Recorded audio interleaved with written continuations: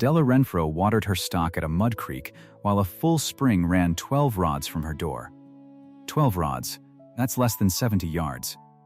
And that spring sat on a claim whose stove had been cold 4 winters running. She did not curse the fence that kept her from it. She measured the distance instead. She stepped it off, heel to toe, and she wrote the number down. At the general store counter, the speculator's man leaned close and said it plain. A contest costs money, widow, money you will never count. 6 men sat at the stove and heard him say it. Not one of them looked up. That night she opened a thumbed pamphlet of the land laws. She turned to a line she had underlined once already. 2 words. 30 days. Then, she blew out the lamp. If you have ever been in the right and lost anyway, because the fee, or the ride, or the deadline was built for somebody with more money and more help than you, this story is for you. If it is, do something for me before we go on. Tap subscribe so the next one finds you. And leave a comment telling me the town you're listening from tonight. I want to see how far this one travels. Now, let me take you back to the dry quarter and the woman who would not curse the fence. Della and Ezra broke that ground together. 9 years back, when the grass still stood belly high to a horse and nobody had put a plow to it. They picked the quarter because the price was right and the soil was black. They did not think hard enough about the water. That was the mistake. And they knew it by the second summer. 160 acres, no timber worth the name, and no water that lasted past June. The creek ran high in spring and went to cracked mud by July. They hauled it in barrels from a neighbor's well when they had to. They talked, some nights, about the quarter that lay against theirs on the east line. That east quarter had the spring. The whole district knew it. A living spring that ran cold and clear all summer long out of a limestone shelf on the bank of dry Willow Creek. Ezra used to say a man could prove up 160 of gravel if he had that water on it. But the quarter wasn't theirs. It stood filed in another man's name. A man named Silas Teague. Ezra died 2 winters back. A winter lung that took him slow, then, all at once. He coughed through November and was gone by the first hard freeze. Della buried him on the rise behind the soddy, where you could see both quarters at once. Then she went back to work. Because the stock still needed feeding, and the sod still needed turning, and grief does not milk the cow. She kept his watch, a brass-cased pocket watch, worn smooth on the back from his thumb. Every morning before light she took it off the nail by the door, and she wound it. 7 full turns. She did it the way you'd say a prayer, without thinking the words. The watch told her the time she was always racing. She just didn't know yet how much of it she had. Here is the thing that wore on her. That east quarter, with all its water, sat idle. Nobody lived on it. Nobody worked it. The law said a man had to live on his claim and improve it, or he'd lose it. Silas Teague had done neither, and still it stood in his name, year after year, while her cattle bawled at a mudhole. She could see the proof of it from her own fence line. The little shanty on the east quarter had a stovepipe, and no smoke ever came out of it. Not in the coldest week of January. There was a stock pen behind it, and nothing had stood in that pen for years. The weeds grew waist-high right through the rails. And the ground. The ground had never felt a plow, not one furrow, just the same old prairie grass, unbroken, the way God laid it down. Everybody in the district knew what that meant. Everybody said it, low, at the store. That Teague never lived there. That the claim was a dummy entry, held for another man. A land speculator named Corliss Vane, who paid men like Teague a small fee to file on good ground and then sit on it. Vane was waiting, they said. Waiting for the railroad survey to come through and lift the value. Until then, he wanted that spring quarter to stay idle and cheap, and a widow's thirsty cattle were no concern of his. Della thought about that a great deal. She thought about it while she carried water. She thought there ought to be a way to take a claim from a man who never used it. So one morning she hitched the mule and drove to town to ask. The store was full when she came in. She waited her turn, polite, and then she asked the storekeeper how a person went about contesting an abandoned claim. She kept her voice even. But a room hears a question like that. It was then that Vane's man spoke up from the stove. He was a lean fellow in a good coat, too good for that store. And he smiled when he said it. A contest costs money, widow, filing fees, witness fees, money out of your own pocket, up front, before you ever see a spring. He let that sit. Money you will never count.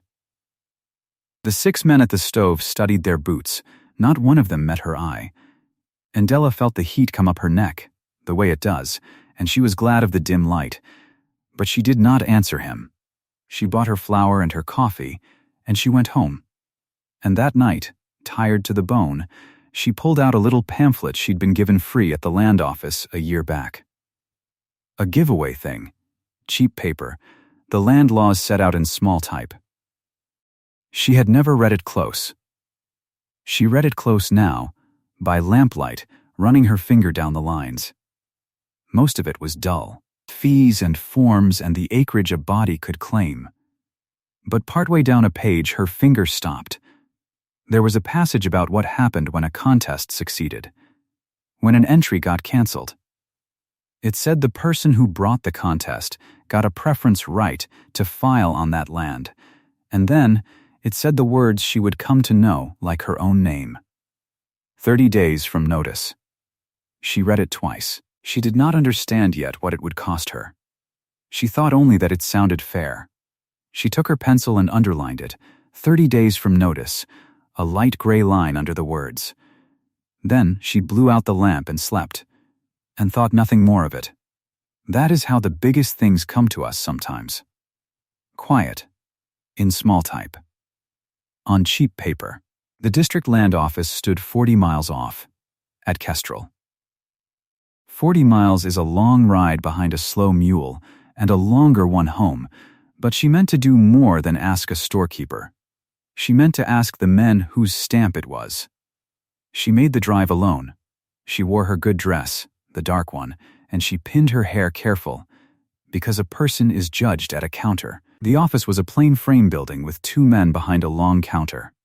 Register Hollis Pruitt, a dry stick of a man with spectacles, and Receiver Amos Dill, heavier, quieter, a ledger open in front of him. She stated her business plain. She asked how a person contested an entry where nobody had ever resided. Register Pruitt did not laugh. He was not a cruel man, but he recited the fees the way a man recites a thing he's said 1,000 times, without weighing what it lands on. The filing fee for a contest, the charges for serving notice, the cost of an affidavit. He named the figures one after another, and each one was a stone laid on the pile. There were men in that office too. There always are. 2 or 3 loungers by the door, and one of them laughed, soft, when Pruitt got to the last figure. A little laugh, just enough for her to hear. Della did not flush this time. She had done her flushing at the store. She looked at the total, and she took out her pencil, and she wrote the figure on the flat of her own palm so she would not forget a cent of it. Then she thanked Register Pruitt by name, and she turned, and she walked out past the man who had laughed. She did not hurry. She let him watch her go. The ride home was cold, and it was dark by the time she saw her own soddy. But something had changed on that road. The pain had cooked down into something harder. She had the number now. She knew the price of the fence, and a fence with a number on it is a fence a person can start to climb. The next morning she wound the watch, 7 turns, and then she did not go to her own chores first. She saddled up and rode the east quarter. Teague's quarter, the idle one. She went to gather what she needed. Because a contest is won on proof, and the proof was lying all around that cold little claim, waiting for somebody to swear to it. She went to the shanty first. She put her hand flat on the stove. Cold, of course, but more than cold. She opened the firebox, and the hinge shrieked with rust, and inside there was no ash, no char, nothing but a spider's work and a skin of orange rust over the iron. A stove that has warmed a man leaves a mark. This one never had. She stood there a moment with the cold iron under her hand, and she nodded, slow, like a woman closing a ledger. One, she would need 2 more. She would need the neighbors to come and swear, and she would need the money, every cent she'd written on her palm, and she did not have it yet. But she had a heifer she could sell, and butter, and eggs, and a will that had gone quiet and certain as a stone in a creek. She turned the mule toward the Ostrander's place to ask them to witness. She did not yet know which of her neighbors would come when the day came. And she did not yet know that 2 of them had already been spoken to, by a man in a good coat, at a stove, in a town 40 miles away. The Ostranders came to the door before she'd tied the mule. Old Nils was already there, warming his hands. They said yes before she finished asking. She rode home lighter than she'd left. The Barlow brothers were another matter. She found them at their fence line, mending wire, and they would not look up while she spoke. Elias chewed on nothing. His brother studied the horizon like weather was coming. "We'll think on it," Elias said. That was all. She rode off knowing what think on it meant. Somewhere a man in a good coat had gotten there first. But 2 witnesses would do. 2 and the stove. She sold the heifer to a drover for less than it was worth, and did not haggle, because time was worth more than the difference. She sold butter. She sold eggs. She counted it out on the plank table by lamplight against the number written on her palm, and when the number matched, she did not smile. She just wound the watch and went to bed. Then, she rode the 40 miles again. At the counter, she laid down the affidavit of contest against Silas Teague's entry, and beside it, she laid the fee. In coin, she counted it out herself, piece by piece, so no man could say she came up short. Register Pruitt watched the coins stack. He did not laugh this time. He took a stamp and pressed it down, and the sound of it filled the whole quiet room. There was no taking it back now. She had spent everything she had to buy the right to be heard. The hearing came a fortnight on. She stood in that low room with the Ostranders and old Nils beside her, and she waited for the Barlows, and the Barlows did not come. The door stayed shut. Somewhere out on the road they were mending wire and looking at weather, and she understood, and it did not touch her. Register Pruitt asked the question plain. Had a man resided on the East Quarter? Had anyone seen it? Old Nils spoke first. 4 years he'd passed that shanty. Never saw smoke, never saw stock in the pen. The Ostranders swore the same. And then Della spoke, and she did not raise her voice. "The stove is cold," she said. "Not cold this morning. Cold 4 winters. There's no ash in the firebox, and no char on the iron. Only rust and a spider's web. A man who lives in a house lights a fire. This one never did. You can send a man to look. The stove will tell you what I'm telling you." Receiver Dill, heavier and quieter than Pruitt, leaned to the register and said something low. Pruitt nodded. He looked at the empty chair where Teague was not. He looked at the empty chair where the Barlows were not. Then, he looked at Della. "The entry stands abandoned," he said. "No proof of residence. The entry of Silas Teague on the East Quarter is cancelled." The Ostranders let out a breath. Nils put his hat on. To every soul in that room it looked like the end of the thing. It looked like she had won. She almost believed it herself. But the pamphlet was in her coat pocket, thumbed soft at one corner, and she knew what the underlined line said. The cancellation was not the door opening, it was the starting gun. Because cancelling Teague's claim did not hand her the land, it gave her a preference right, 30 days from notice to enter the quarter herself and pay the entry fee. And the notice did not come to her hand across that counter. It came by mail.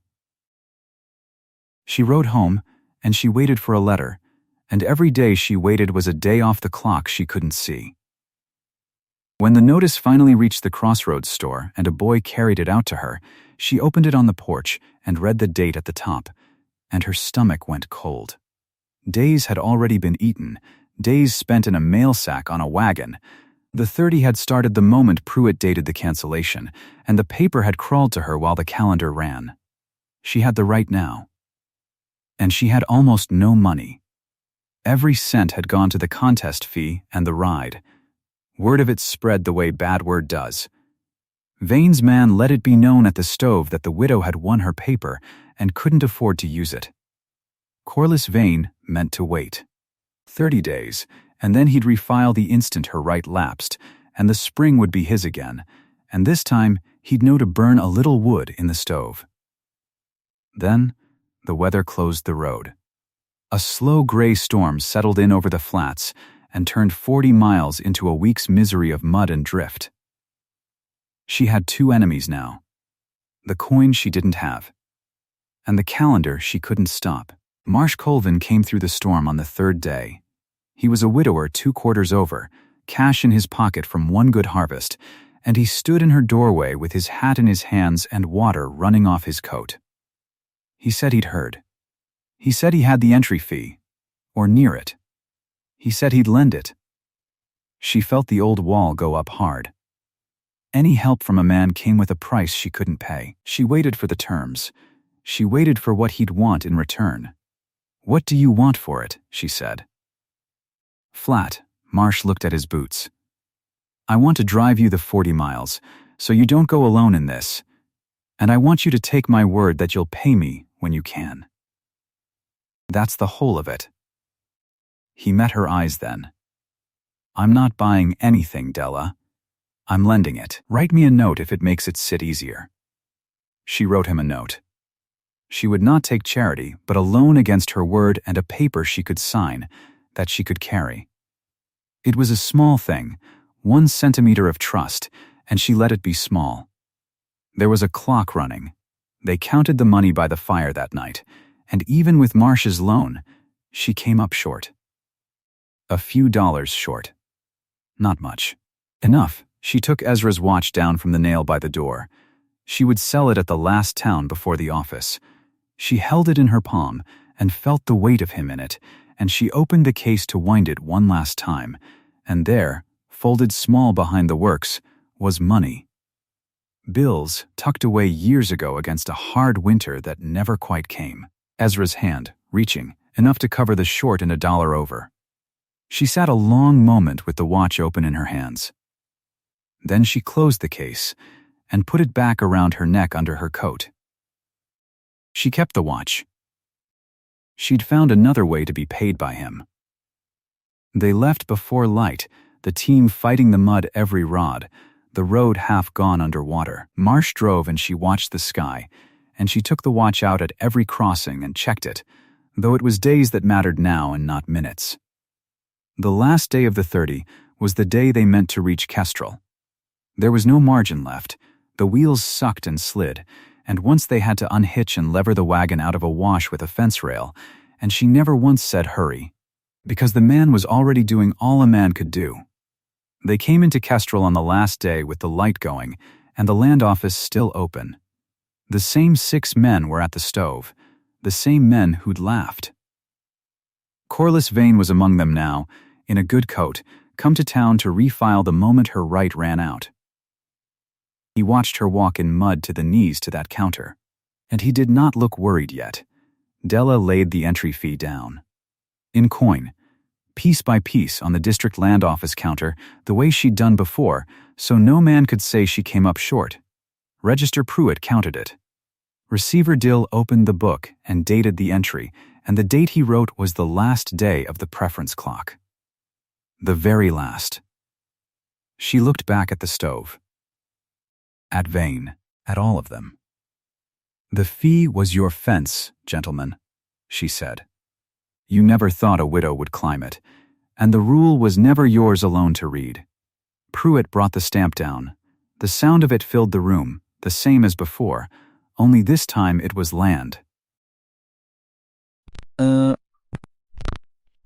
Corliss Vane had come to that office to refile the instant she failed.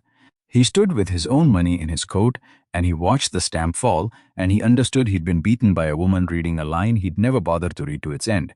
He said nothing. He put his money back in his pocket, and he turned and walked out into the mud, and that was all. Silas Teague wasn't even there to lose it. The coal stove he never lit had convicted him 40 miles away, and he'd taken his fee from Vane and gone on, and never knew 40 miles away it ended for him the hour he lost the claim.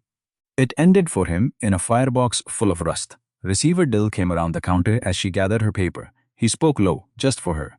"You read the act closer than this office does, missus. That preference clause. Most never find it." He almost smiled. "You beat the clock. Not many do." It's on the road outside, she passed the Barlow brothers coming into town. Elias saw her and touched his hat and could not hold her eye. His brother looked at the horizon, same as always. She let them pass. She'd needed 2 witnesses. She'd had 2.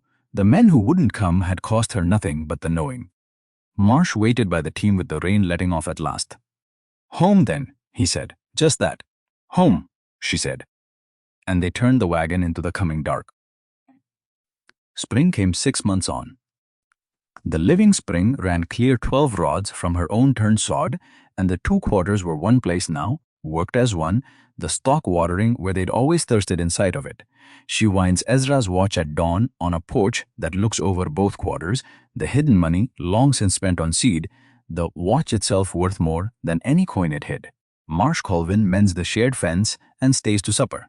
Nothing said out loud.